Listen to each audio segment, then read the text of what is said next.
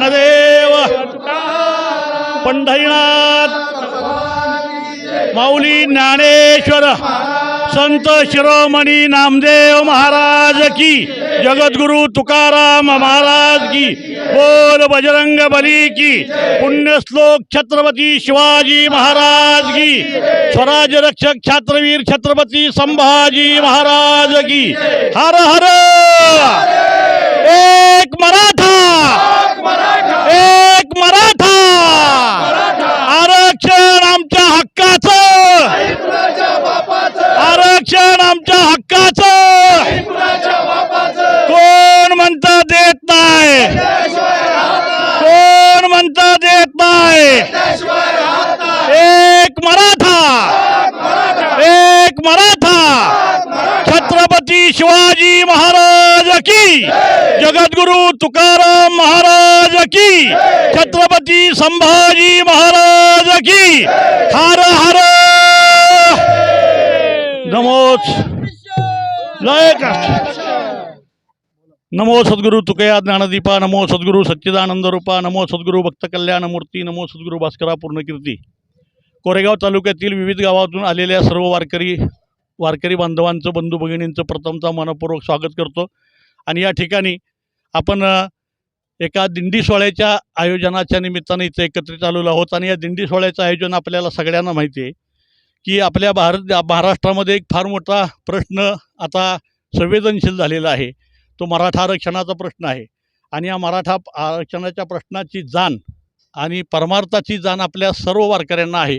त्यामुळं जरांगे पाटलांनी जे आता उपोषण सुरू केलेलं आहे की आता ह्या उपोषणाला पाठिंबा देण्यासाठी गावोगावी उपोषणं होत आहेत, साखळी उपोषणं होत आहेत। या साखळी उपोषणाला कोरेगाव तालुक्यातल्या समन्वयक समितीने, मराठा समन्वयक समितीने साखळी उपोषण आयोजित केलेलं आहे। आणि त्या साखळी उपोषणाला पाठिंबा देण्यासाठी आपण सर्वजण इथं एकत्रित आलो आहोत। जगद्गुरु तुकोबारायांच्या, संत शिरोमणी नामदेवरायांच्या, ज्ञानोबारायांच्या 59 वारकरी संतांच्या विचारानं आपण भारून उजळा वय आलो वाटा, खरा खोटा निवाडा या वचनाप्रमाणे आपण आपली वाट चोकाळत चाललेलो आहोत। आणि या आरक्षणाच्या बाबतीत आम्ही संवेदनशील का आहोत याची थोडक्यात पार्श्वभूमी अशी आहे, तथागत गौतम बुद्धांनी या भारताला एक फार मोठी विचाराची ऊर्जा दिलेली आहे, विचाराची प्रेरणा दिलेली आहे। समता, बंधुता, स्वतंत्रता आणि न्याय ह्या 4 सूत्रावर तथागत गौतम बुद्धांची विचार प्रणाली, आणि या विचार प्रणालीचं तशा पद्धतीनं आपल्या भारत देशामध्ये तसा पद्धतीनं आपण मार्गक्रमण करत आलेलो आहोत।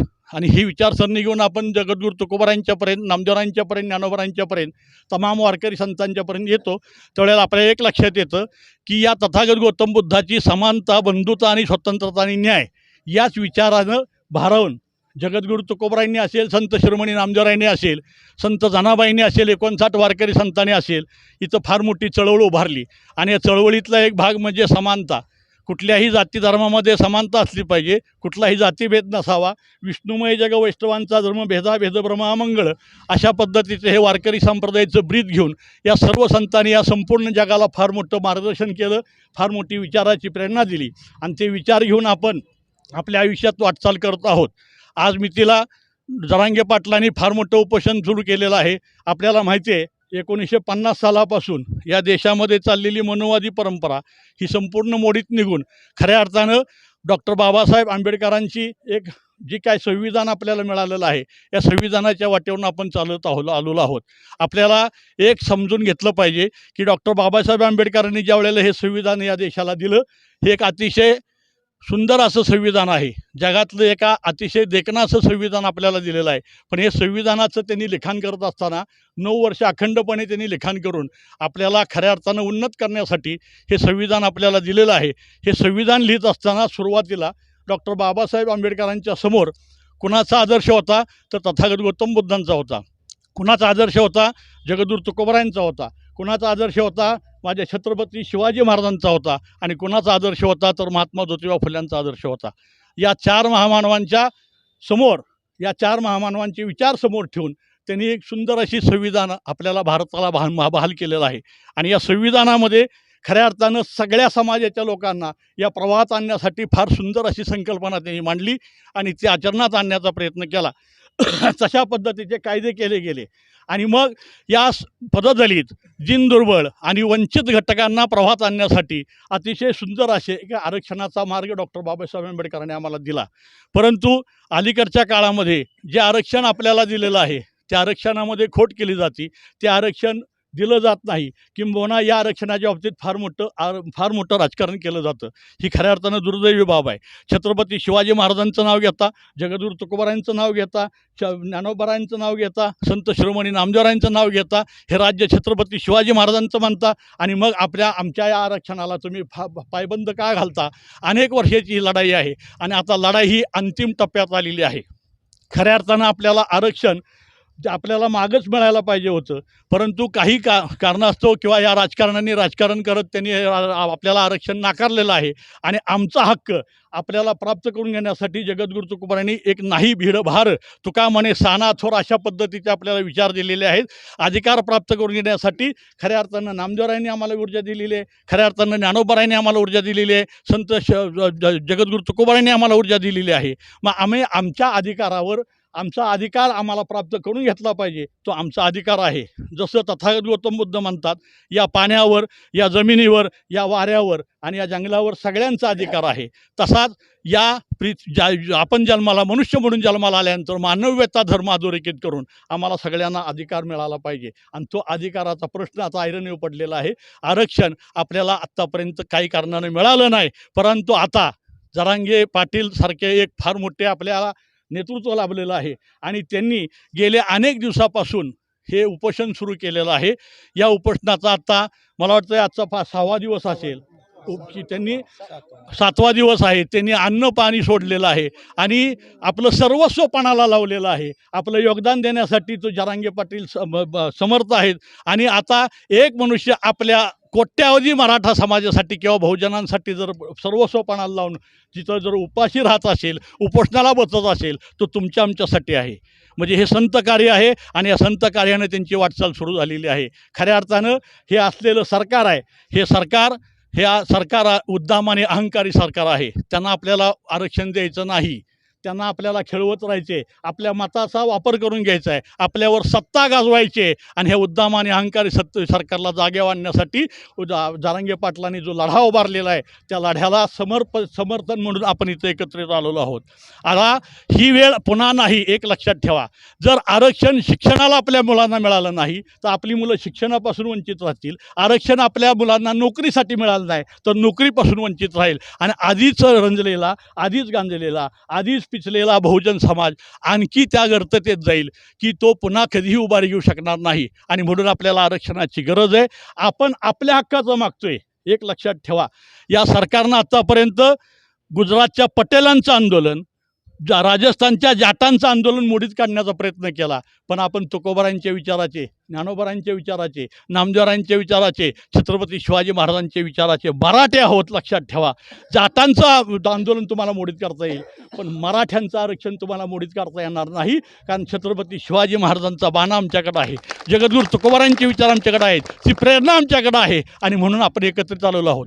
वारकरी संप्रदायाची ही चळवळ नामदेवरायांच्यापासून आम्हा सापडले वर्म करू भागवत धर्म या तत्वानं इथं संस्थापित झालेले आहे. नामदेवराय वारकरी संप्रदायाचे राष्ट्रपती आहेत, ज्ञानोबाराय वारकरी संप्रदायाचे पंतप्रधान आहेत आणि जगद्गुरू तुकोबाराय वारकरी संप्रदायाचे अध्यक्ष आहेत. यांच्या अध्यक्षतेखाली, यांच्या या पदाखाली आम्ही काम करणारी माणसं आहोत. आता ही वेळ आलेली आहे, आम्हाला परमार्थाची जाण आहे, समाजाचं भान आहे आणि या प्रश्नांची चांगल्या पद्धतीची जाण आहे, म्हणून आम्ही एकत्रित आलेलो आहोत. महाराष्ट्रभर आंदोलन चाललेलं आहे. विविध समाजातल्या सर्व लोकांनी या आंदोलनाला पाठिंबा दिलेला आहे आणि या आंदोलनाला पाठिंबा देऊन खऱ्या अर्थानं हे आंदोलन यशस्वी करण्यासाठी या महाराष्ट्रामध्ये उठाव झालेला आहे. शांततेच्या मार्गानं, संत विचाराच्या मार्गानं आंदोलन करायचं झालं तर नेमकं काय करायला पाहिजे?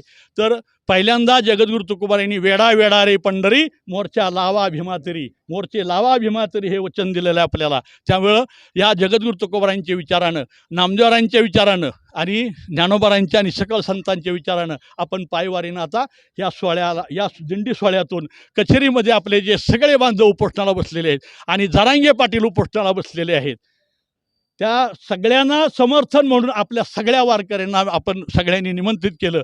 तुम्ही सगळे आलात. आम्हाला या प्रश्नाची जाण आहे आणि या सगळ्या समन्वयकांना जरांगे पाटलांना एक संदेश द्यायचा आहे. काळजी करू नका. जगद्गुरू तुकोबारायांचे, नामदेवरायांच्या, ज्ञानोबारायांचे आणि सकल संतांचे विचाराचे सर्व वारकरी आम्ही तुमच्याबरोबर आहोत. कोरेगाव तालुका एकवटलेला आहे.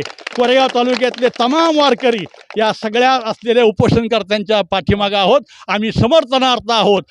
तुम्ही आता हे कधीच मोडीत काढणार नाही हा सरकारला इशारा द्यायचा आहे. आणि माझ्या माहितीप्रमाणे जर वारकरीने आंदोलन केलं तर सरकारला 10 वेळा विचार करावा लागेल.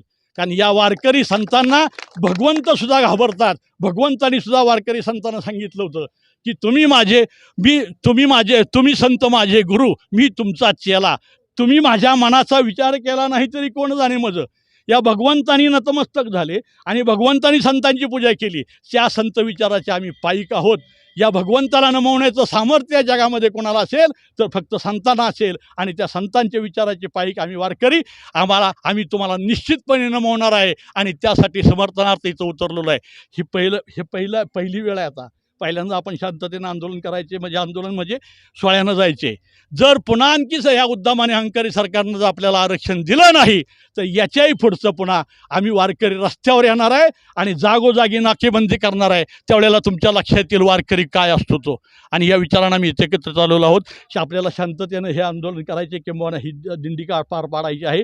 आपल्याला कुणालाही आपल्यापासून कुणाला त्रास होता कामा नये याची सगळ्यांनी आपण काळजी घ्यायची. संत विचाराची अहिंसावाद आपल्याकडं आहे आणि आपण शांततेने आपण हे करणार आहोत. तेव्हा तुम्ही सगळे वारकरी इथं उपस्थित आहोत. आता आपण दिंडी सोहळ्यानं जायचं आहे आणि पहिल्यांदा छत्रपती शिवाजी महाराजांच्या त्या पुतळ्याला पुष्पहार समर्पित करायचं आहे आणि हनुमंतरायांचं मंदिर आहे जुना मोटर स्टँडवर, तिथं एक अभंग म्हणायचा आणि आपण पुढं जायचं आहे. तिथं काही वक्त्यांची भाषणं होतील.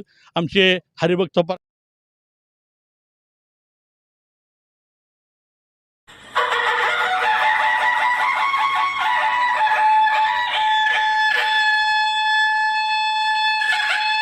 विश्वकर्मा फूड्स इंडियाची शुद्ध सोयाबीन पासून बनवलेली उत्पादनं, शुद्ध शाकाहारी वेगन फूड, उच्च दर्जाचे प्रोटीन रिच कॅल्शियम युक्त हर्बल उत्पादने, flavoured milk, tofu paneer, shrikhand, amrakhand, दही, लस्सी, सोया आटा, नानकटाई, बिस्किट, सोयासत्व विटा पावडर, कोलेस्ट्रॉल फ्री, प्रिझर्वेटिव्ह नसलेली लो फॅट सोयाबीन उत्पादनं सर्वत्र उपलब्ध. डीलरशिप आणि होम डिलिव्हरीसाठी संपर्क Vishwakarma foods India, MIDC Koregaon, taluka Koregaon, जिल्हा सातारा. मोबाईल 98 222 17 655.